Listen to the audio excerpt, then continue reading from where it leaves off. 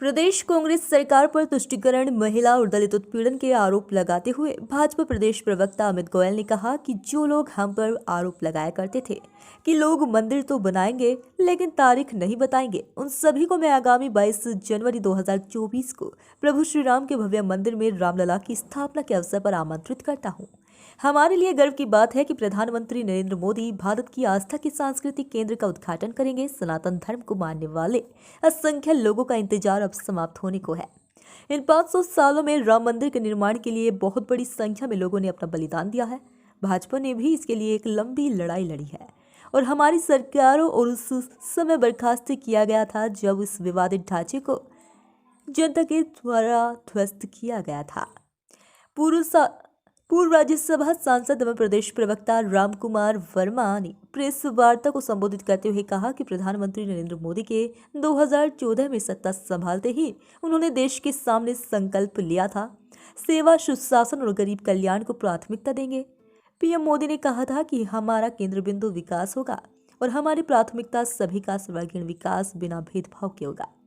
Doctor Bhimrao Ambedkar ने सामाजिक और आर्थिक न्याय की दिशा में जो काम किया था उसी को आगे बढ़ाने का काम पीएम नरेंद्र मोदी ने किया है। राजस्थान में 2018 में जब कांग्रेस सरकार आई तो कुर्सी के झगड़े में जिस तरीके से ये लोग अपनी कुर्सी बचाओ अभियान में लड़ते रहे और राजस्थान की जनता कुशासन, भ्रष्टाचार, जंगल राज और कानून व्यवस्था की बदहाली से त्रस्त रही, उसका परिणाम ये हुआ कि राजस्थान में भ्रष्टाचार चरम सीमा पर पहुंच गया और कानून व्यवस्था की स्थिति खराब हुई, जिसका सबसे ज्यादा नुकसान गरीब वंचित वर्ग को उठाना पड़ा।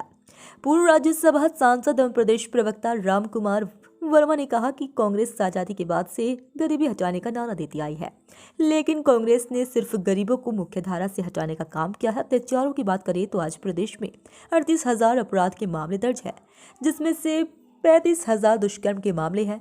इनमें सबसे ज्यादा दलित वर्ग को इसका खामियाजा भुगतना पड़ा है। प्रदेश में थाना गाजी, बीकानेर के खाजूवाला और नदौती की घटनाएं सबसे महत्वपूर्ण घटनाएं हैं। जय श्री राम। मित्रों, आज करवा चौथ का दिन है और भारत की आधी आबादी ने अपने सुहाग के लिए मंगल कामनाएं की है। मैं भगवान गौरी शंकर से प्रार्थना करूंगा कि उनकी मंगल कामना को सुने और आप सब लोगों के लिए व्रत रखा गया है, उस व्रत का फल उनको मिले। मित्रों, 22 जनवरी 2024 को अयोध्या में भव्य श्री राम मंदिर के निर्माण का उद्घाटन है, जो आदरणीय प्रधानमंत्री जी के हाथों होगा। भव्य श्री राम मंदिर के निर्माण का जो उद्घाटन है वो सिर्फ एक सामान्य मंदिर के निर्माण का उद्घाटन नहीं है, वो भारत के एक आस्था के सांस्कृतिक केंद्र का उद्घाटन है। ऐसे बहुत से लोग थे, इन 500 सालों में इस राम मंदिर निर्माण के लिए असंख्य लोगों ने, जो सनातन धर्म को मानने वाले हैं, उन्होंने अपना बलिदान दिया है।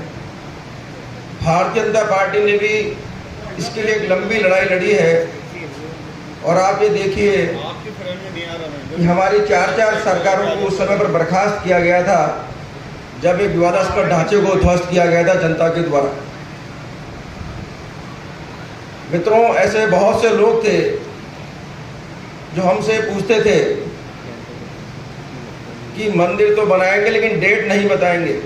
तो आज आपको या आपके माध्यम से ये डेट मैं उन तक पहुंचाना चाह रहा हूं कि 22 जनवरी 2024 को देश के आदरणीय प्रधानमंत्री श्री राम मंदिर का उद्घाटन करेंगे। देश में सबसे ज्यादा लंबे समय तक शासन करने वाली कांग्रेस पार्टी ने भगवान श्री राम, जो पूरे विश्व में अरबों लोगों की आस्था का केंद्र है, उनकी मान्यता है, उनके प्रति श्रद्धा है, भक्ति है,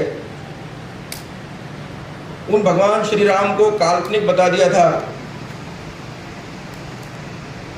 इसी भगवान श्री राम के मंदिर में रोड़े अटकाने के लिए कांग्रेस नेता कपिल सिब्बल ने बाकायदा कोर्ट में कहा था कि 2019 से पहले इसकी सुनवाई को बंद किया जाए। लेकिन रामकाज में विघ्न कितने ही आए, लेकिन रामकाज होकर रहता है। मित्रों, इस देश में और इस राज्य में तुष्टीकरण सरकार की नीति बन चुका था, लेकिन 2014 में मोदी जी के आने के बाद में वो तुष्टीकरण संतुष्टिकरण की ओर बढ़ने लगा। लेकिन राजस्थान के हालात वैसे ही हैं और कांग्रेस के हालात भी वैसे ही हैं। देश की हमारी पूर्व प्रधानमंत्री आदरणीय इंदिरा गांधी जी की हत्या खालिस्तान के समर्थक लोगों ने की थी, खालिस्तानियों ने की थी। लेकिन आप ये देखिए कि राजस्थान के मुख्यमंत्री हिंदू राष्ट्र की बात करने वाले को खालिस्तान समर्थकों से जोड़ देते हैं और उनको जायज़ ठहराने का प्रयत्न करते हैं। शायद मुख्यमंत्री जी ने इंदिरा गांधी जी के हत्यारों को माफ़ कर दिया है, लेकिन भारत की सरकार अपनी पूर्व प्रधानमंत्री के हत्यारों को माफ़ नहीं करेगी और ये संघर्ष जारी रहेगा। कांग्रेस के तुष्टीकरण के हालात ये है, आप ये देखिए, हमारे एक मित्र देश पर एक आतंकवादी संगठन ने एक बहुत बर्बर हमला किया। हजारों महिलाओं, बच्चों को बिना किसी अपराध के मार दिया गया, महिलाओं को निवृत्त करके घुमाया गया।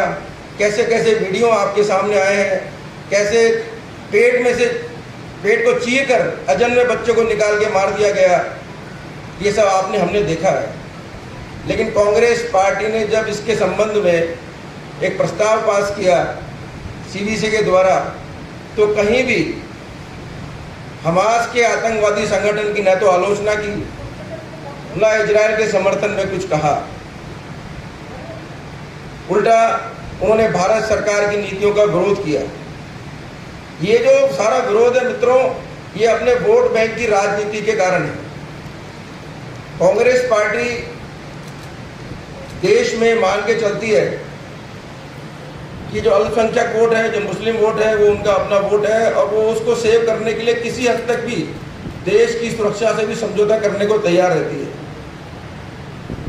आप ये देखिए, ये वही कांग्रेस पार्टी है जिसके गृह मंत्री ने जयपुर में भगवा आतंकवाद की थ्योरी दी।